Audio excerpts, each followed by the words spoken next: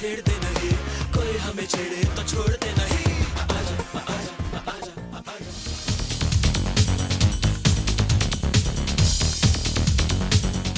Hello friends, હું દીપાલી ગઢવી એકવાર ફરીથી લઈને આવી ગઈ છું યંગસ્ટર્સનો શો યંગિસ્તાન વોઇસ ઓફ યુથ. અને આ શોમાં આપણે યુઝ્યુઅલી વાત કરતા હોઈએ છીએ ઇલેક્શનની અને સાથે કનેક્ટ કરતા હોઈએ છીએ કોઈ એવો ટૉપિક કે જે યુથને રિલેટેડ હોય.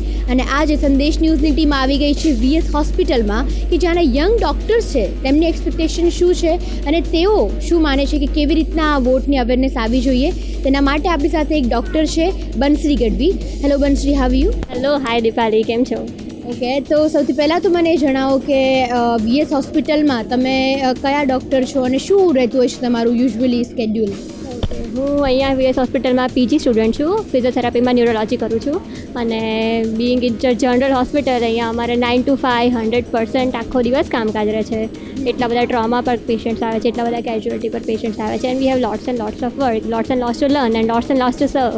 Okay right. તમે જેમ જણાવ્યું કે અલગ અલગ પ્રકારના પેશન્ટ્સ આવતા હોય છે, તો યુઝ્યુઅલી આમ જોવા જાઓ તો આ બધા પેશન્ટને કેરી કરવું અને એમને મેનેજ કરવું કેટલું ડિફિકલ્ટ છે? Yes, it is very much difficult, કારણ કે મેનેજમેન્ટ કરવામાં બી બધું ફાસ્ટ કામ કરવું પડે છે. But it's okay, we have a good staff over here. અહીંયા નર્સિંગ સ્ટાફ પણ એટલો સારો છે, અહીંયા PG બધા ડૉક્ટર્સનો પણ એટલો સ્ટાફ સારો છે, તો કામ બધું ઇઝીલી થઈ જાય છે.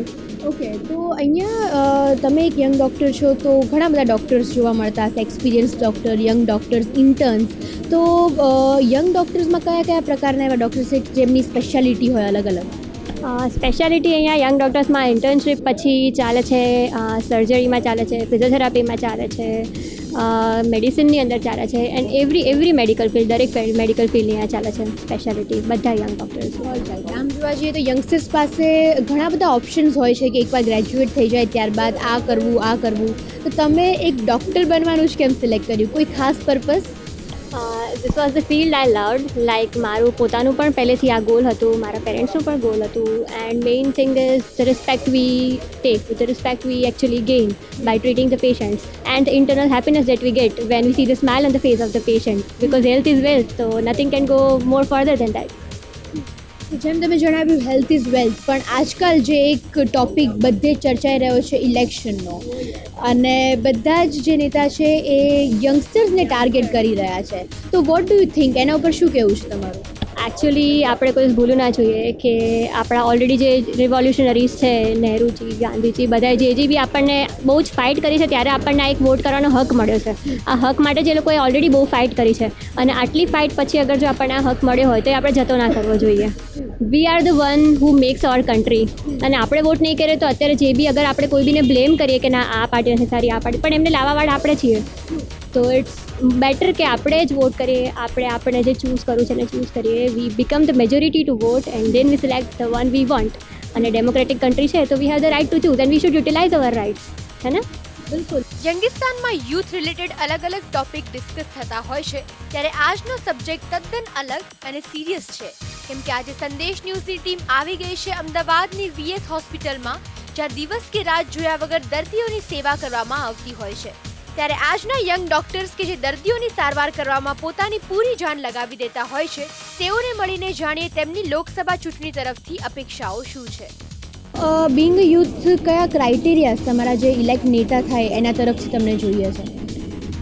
First, Bing in the mainly medical and educational field, I think એજ્યુકેશનમાં સારું આવવું જોઈએ, બિકોઝ અત્યારે પ્રાઇવેટાઇઝેશન બહુ વધી ગયું છે કોલેજીસનું અને બધાનું. તો એક્સપેક્ટ કે ગવર્મેન્ટ કોલેજીસને બધું ખુલે તો યુથને એડમિશન્સને એમાં પ્રોબ્લેમ ના થાય. અત્યારે બધા ડોનેશન સીટ પર એટલે વધારે એડમિશન લે છે, બધાને પોસાય ના પોસાય એવું થાય, તો ગવર્મેન્ટ કોલેજીસ જેટલી ખુલે એટલું સારું વધારે. એ વધારે એક બેટર વસ્તુ છે. અને પ્લસ ઇકોનોમી બધાની સચવી રહે એના કારણે. That's it. And we should run a good happy peaceful country, corruption free country actually. Yes. કરપ્શનની વાત આવે તો જ્યારે પણ હોસ્પિટલ કે ડૉક્ટર્સની વાત આવે તો આજકાલ એવું છે કે પ્રાઇવેટાઇઝેશન જેમ વધી રહ્યું છે તો સાથે સાથે કરપ્શન આ ફિલ્ડમાં વધી રહ્યું છે. તો એવા કયા ચેન્જીસ આવવા જોઈએ આ ફિલ્ડમાં તમારા હિસાબથી, કે ઇલેક્શન પછી આ વસ્તુમાં ચેન્જીસ આવવું ખૂબ જરૂરી છે? નહીં, એકચ્યુઅલી દરેક ફિલ્ડમાં દેટ્સ ધ ઇન્ડિવિડ્યુઅલ થિંગ છે કે તમે લોકો અગર પોતે સારી સારી રીતે કરશો, તમે કરપ્શન નહીં કરો. Corruption start as individual level, હે ને? એની માટે કોઈ ગવર્મેન્ટ કરવા નથી આવતી, પહેલાં આપણા ઇન્ડિવિડ્યુઅલ લેવલ પર સ્ટાર્ટ થાય છે. તો કોઈ બી ફિલ્ડની અંદર હોય, મેડિકલ ફિલ્ડ હોય કે પ્રાઇવેટાઇઝેશન હોય કે ગવર્મેન્ટ ફિલ્ડ હોય, એનીથિંગ, તમે પ્રાઇવેટમાં વર્ક કરો કે ગવર્મેન્ટ જોબ કરો, બટ અગર તમે પોતે જ નહીં કરો તો of course every one will follow that. અને જે બી રૂલ્સ છે સ્ટ્રિક્ટલી ફોલો કરો. જે ના કરે એની માટે we can take steps, right? Of course. તમે જણાવી દીધું ઓફિશિયલી કે બિંગ ડૉક્ટર કયા કયા ચેન્જીસ આવવા જોઈએ, પણ you are youth and you are woman, તો being woman what do you think કે એવા કયા ચેન્જીસ આવવા જોઈએ કે જેનાથી ગર્લ્સની સેફટી છે એ વધે? ઓકે, પહેલાં તો in our state I think કે girls are really very safe, but still the measures can be taken are the rights for the girl. પહેલાં તો એ લોકોનું એજ્યુકેશન રેટ તો સારી રીતે વધે, એ લોકોની હેલ્થ કેર સ્ટેટસ સારી રીતે વધે, તો they can work, they can become independent. Because mainly આપણા કન્ટ્રીમાં એવું છે કે we have lots of woman, they are intelligent, they are educated, but health wise જોવા જોઈએ તો મોસ્ટલી હાઉસવાઇફને બધા છે જે નિગ્લેક્ટ દેર હેલ્થ. એ લોકો એમના ફેમિલી પાસે એટલો બધા ટાઈમ કે પોતાની હેલ્થ નથી જોતા. જ્યારે ફોરેન કન્ટ્રીઝમાં એવું છે કે નહીં, they do regular yoga and exercises and aerobics and everything. જ્યારે અહીંયા woman health is a question. અને બહુ બધા એનિમિક હોય છે, બહુ બધી જે બધી લેડીઝ હોય છે, they have anaemia, they have loss of blood, એ બધું ઘણું હોય છે. તો mainly they should also take care of their health. Okay. And they can manage their home also, and they can do their career also, but first priority should be given to their health also. Okay, health માટે તો you have given a great message, પણ જો ઇલેક્શનની વાત કરીએ તો એક જેટલા પણ અમારા યંગસ્ટર છે જે અત્યારના શો જોઈ રહ્યા છે એમના માટે એક મેસેજ કે એમને વોટ કેમ કરવો જોઈએ? વોટ આઈ ઓલરેડી ટોલ્ડ કે પહેલાં તો આપણે આપણી ગવર્મેન્ટ ફોર્મ કરવી છે, રાઈટ? આપણને આપણા એન્સેસ્ટર્સે બધાએ આપણને રાઇટ આપ્યો છે, આપણને આટલી સારી ગવર્મેન્ટ ફોર્મ કરીને આપી છે, આપણને આટલો હક આપ્યો છે, તો એ હક આપણે યુટિલાઇઝ કરવો જોઈએ. એ યુટિલાઇઝ કરશું તો જ આપણે ઈચ્છીએ છીએ એવું આપણે આપણું કન્ટ્રી બનાવી શકશું.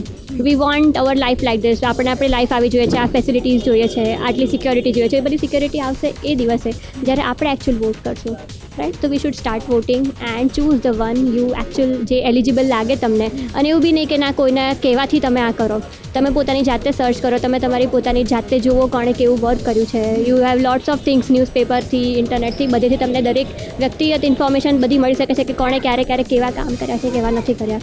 અને પછી તમે તમારી જાતે ડિસિઝન લો, કોઈના કહેવાથી ના લો, રાઈટ? ફ્રેન્ડ્સ, આ હતા આપણી સાથે ડૉક્ટર બંસરી ગઢવી વીએસ હોસ્પિટલમાંથી, કે જેમના અનુસાર આ બધી જ વસ્તુ કનેક્ટેડ છે. વોટની અવેરનેસ હોય, પછી વુમનની સેફટી હોય કે પછી હેલ્થ પ્રોબ્લેમ હોય. જો આ બધા જ નાના નાના પ્રોબ્લેમ્સ જે છે એના ઉપર આપણે ધ્યાન આપીશું તો ડેફિનેટલી વોટની અવેરનેસ પણ ઓટોમેટિકલી આવી જશે, વુમનની સેફટી પણ એટલી સચવાઈ રહેશે. કેમેરામેન ભાવેશભાઈ સાથે દીપાલી ગઢવી, સંદેશ ન્યૂઝ, અમદાવાદ.